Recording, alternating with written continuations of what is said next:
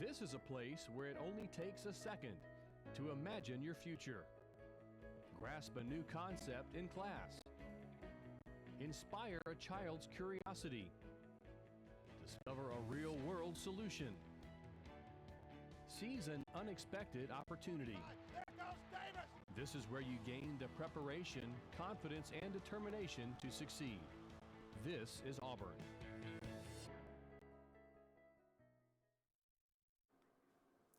The worker killed in the Shelby County Colonial Pipeline explosion has been identified. That story coming up.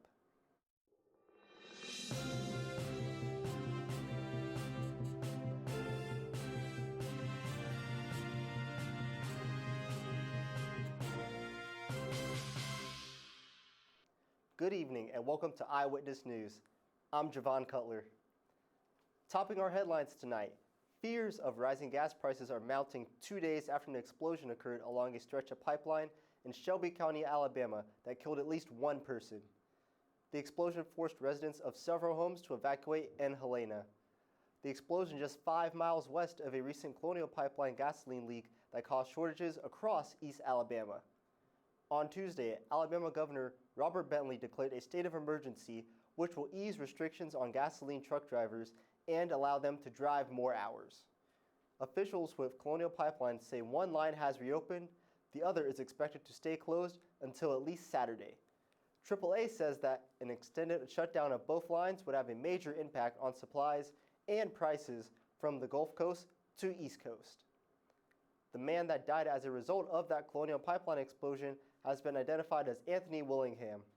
Willingham's daughter says he worked for L.E. Bell Construction for more than 20 years, and while he knew the risk of his job, he loved his work.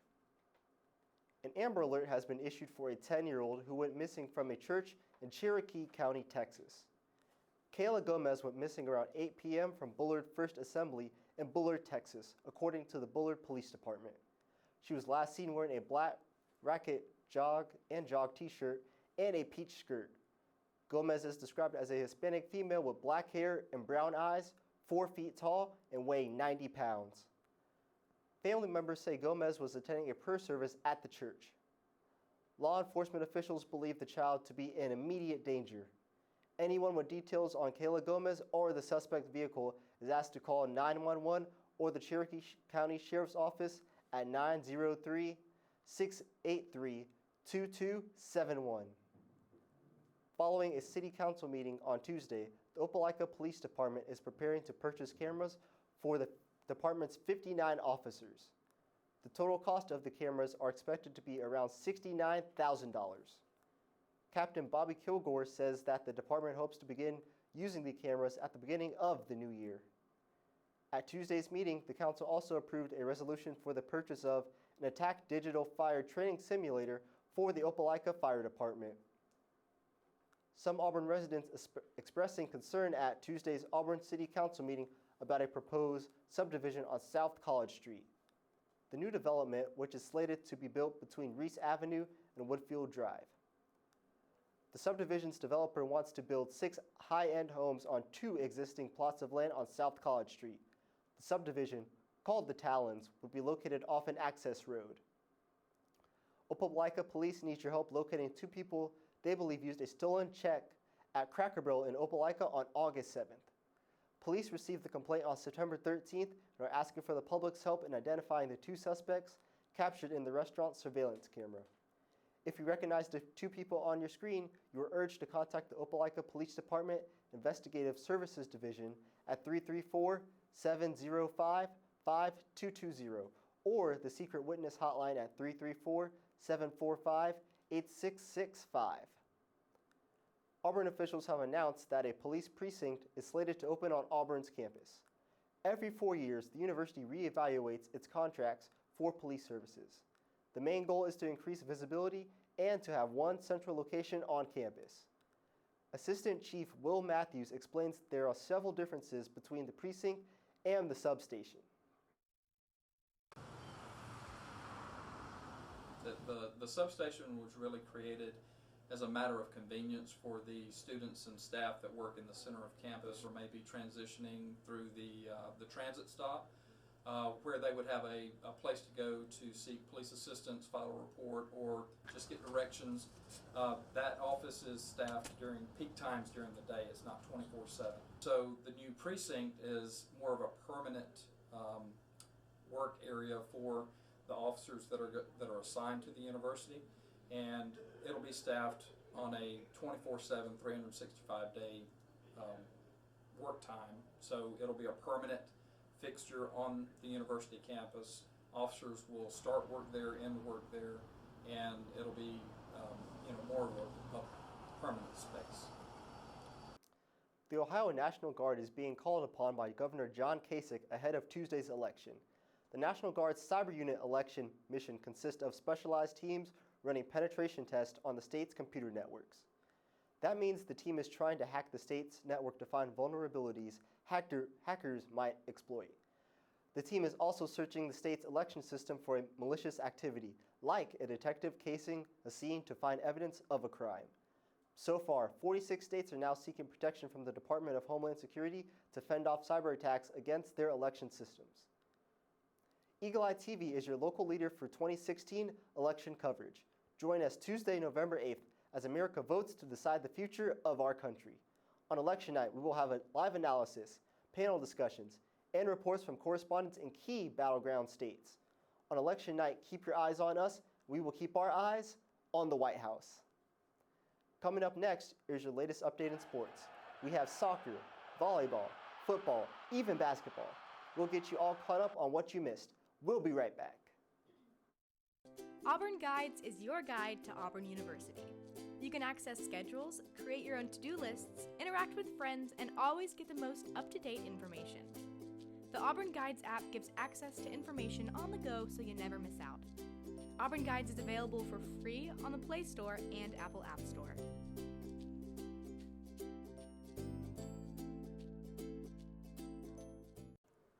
Our democracy is a government of the people, for the people. And let's keep it that way.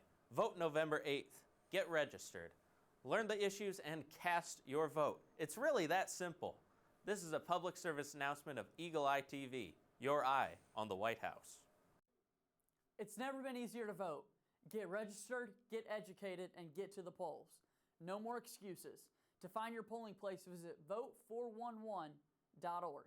This is a public service announcement of Eagle Eye TV, your eye on the White House. Soccer opens up the SEC tournament, football continues to improve, and we'll get a preview on basketball. I'm Kara Rhodes, and this is Eagle Eye Sports.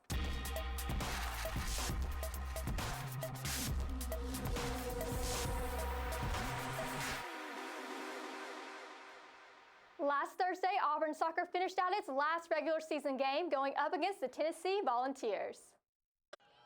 Auburn Tigers are back in action at home to close out the regular season against the Tennessee Volunteers. The game was a battle from the beginning, each team scoring in the first half, going in the second half tied 1-1. It was Auburn striking first in the second half as Casey Ramsier scored in the 81st minute. The Tigers continued to show their strength, scoring again in the 84th minute on a shot by Bree Folds. The Tigers won the match 3-1 after notching a total of 21 shots, making Tennessee goalie Shea Yanez to make 7 saves. If victory alone wasn't enough for the Tigers made the night even more special by having their senior night. 6 senior players on the team were honored before the game with flowers and hugs from coaches, players, and parents. The Tigers' win gives them the number 2 seed in the SEC tournament, which is set to kick off for the Tigers on Wednesday in Orange Beach, Alabama. For Eagle Eye Sports, I'm Sarah Polcheski. 2, 1. And to go along with the win, it was announced that Casey Ramsier was named the SEC Scholar Athlete of the Year. And today, the Tigers opened up the first round of the SEC tournament with a rematch against Tennessee. Auburn won the match 3-1 and will play Arkansas in the semifinals Friday night. Casey Ramsier scored all 3 goals for Auburn and is now second in program history with 35 career goals. Well, it was fun while it lasted. This win streak in volleyball is sadly over. The Tigers lost their first game in over 4 weeks Sunday night when they traveled to take on the Lady Volunteers. Auburn lost the match to Tennessee 3-0. The Tigers look to bounce back this Friday when they host Kentucky at 5:30 in the Auburn Arena. Moving to equestrian, Haley Ian Knock was named SEC Flat Rider of the Month. Equestrian is 3-1 so far this season, and the team will be back in action next Friday when they travel to face the Georgia Bulldogs. And the Auburn football team continues to roll. This past weekend, they traveled to Oxford to take on the Ole Miss Rebels. The Auburn Tigers took the field at Vaught-Hemingway Stadium Saturday night to take on the Ole Miss Rebels. The game was unexpectedly a heavy offensive game. Cameron Petway rushed for 236 yards and had 1 touchdown. Petway was also named SEC Player of the Week. Kerryon Johnson also made his return this week, recording 42 yards rushing and 2 touchdowns. Sean White went 15 for 22, throwing for 247 total yards and 1 passing touchdown to Jalen Harris. White also had 27 total rushing yards. Daniel Carlson also had a big game, kicking for 4 perfect field goals. Carlson was named SEC Special Teams Player of the Week. On the Rebels offense, Chad Kelly threw for 465 total yards and had 3 passing touchdowns. Evan Ingram also showed up big for the Rebels offense. He had 95 receiving yards and 1 touchdown. The Auburn defense showed up big in the 4th quarter to stop the Rebels. Joshua Holtze recorded the only interception of the night, which put Auburn in place to score another touchdown and win the game. Overall, the defense combined for 2 sacks. After the game, fans stayed late to celebrate the 40-29 victory with the coaches and players. With that win, the Tigers improved to 6-2 for the season and are now ranked 11th in the AP poll. For Eagle Eye Sports, I'm Casey Cooper. And next up for Auburn is Vanderbilt. Kickoff is Saturday at 11. Early for sure, but be sure to get out there for the final home conference matchup. And last night, the first college football rankings of the season were released, and Auburn was ranked 9th. Alabama, Clemson, Michigan, and Texas A&M rounded out the top 4.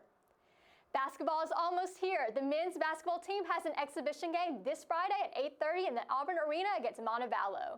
Then the following Friday, the regular season begins. The women's basketball team will open up its season against Troy in the Auburn Arena at 5:30. Immediately following will be the men's basketball home opener against North Florida at 8:30. Also, be sure to tune in to Tiger Tally Friday morning for an exclusive one-on-one interview with head coach Bruce Pearl and reporter Casey Cooper. They talk all things basketball and reveal a big opportunity coming up in Auburn's basketball program. You won't want to miss this. All right, Kara, check this out. This 6-year-old Floridian has taken the internet by storm. His parents posted this video from their home security camera on YouTube, and it has gone viral. Over 700,000 views in just 1 week. How about this little kid? I mean, he just has so much energy. It's my like, goodness. it's so crazy. Like, I feel like this was you when you were small. oh, you know, behind this calm demeanor is a kid just bursting with energy. It's Hey, so that's crazy. what it's all about. Hey, I understand. It was crazy. Don't forget, hey, and if you want to keep up with the latest in Auburn sports, be sure to follow Eagle Eye TV on Facebook and Twitter. We'll be right back. I hope that you've been able to learn a strong work ethic surrounded by character, integrity, perseverance, so that when your 1 second comes, you'll be prepared for it. Chris Davis. 45, there goes Davis! Your 1 second, our 1 second is now. And our lives have been guided by the principles of one of the greatest academic institutions in the country, Auburn University.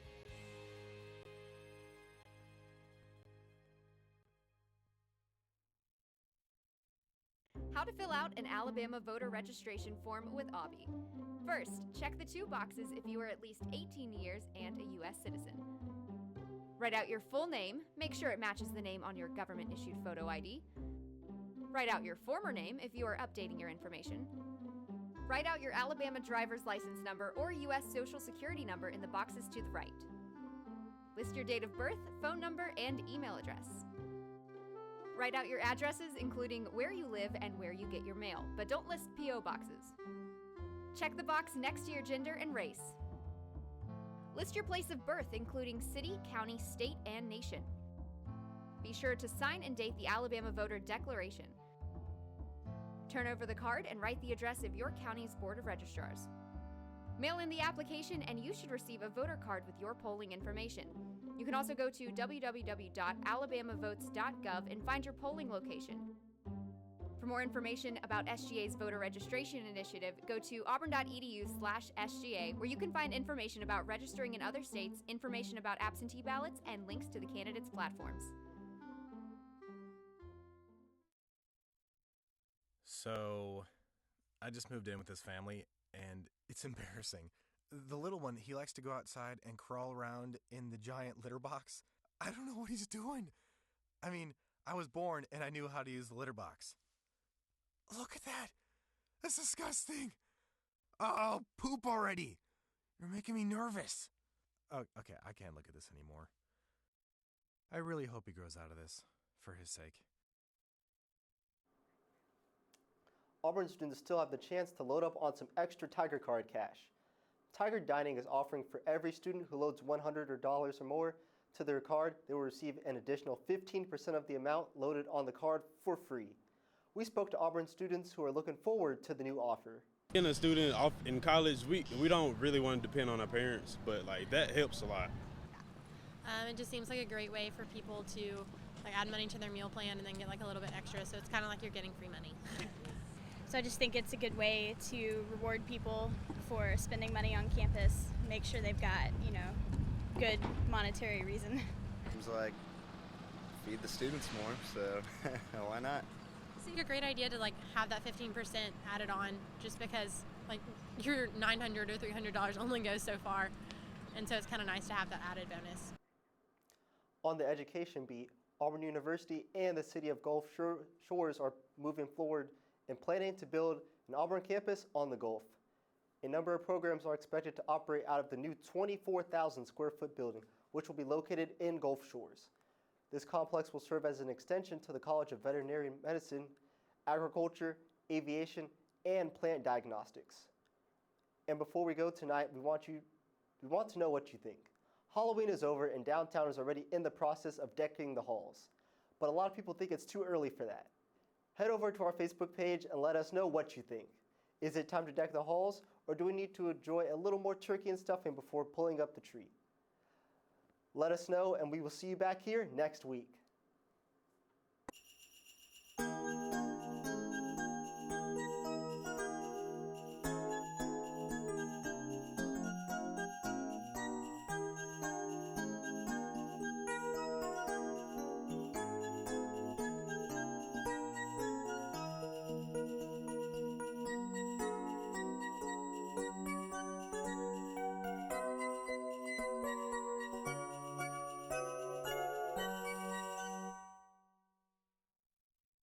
The 2016 elections are